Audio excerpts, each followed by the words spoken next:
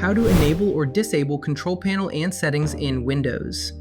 The control panel and the settings app are central to managing Windows. They let users adjust system behavior, accounts, and device features. But in many organizations, administrators need to restrict this access to prevent unauthorized changes. Disabling these tools strengthens security and ensures critical configurations stay locked down. Before we begin, be sure to subscribe to NinjaOne's IT Video Hub and our YouTube channel for more tech content like this. 3 methods to disable control panel and settings.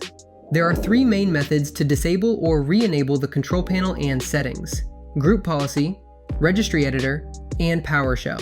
Each approach has its own strengths, and the choice depends on what version of Windows you're running and how many devices you're managing. Method 1. Using Group Policy.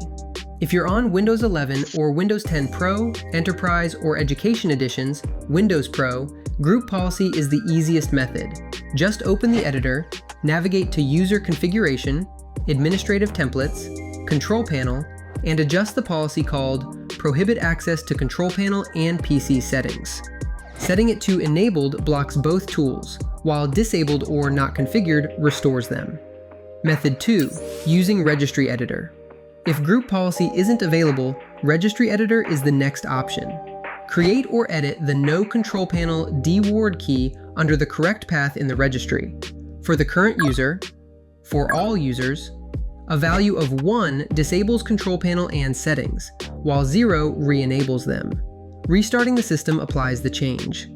Method 3. Using PowerShell. Finally, PowerShell provides a scriptable way to manage access. With administrative rights, you can run a simple command to set or remove the No Control Panel value. To disable access for the current user, to enable access, this method works well in larger deployments when combined with logon scripts or management tools. Key considerations. Before you disable access, keep in mind that users can still reach certain system tools through Run, CMD, or Control.ex. For full enforcement, combine restrictions with AppLocker, software restriction policies, or MDM solutions like Intune.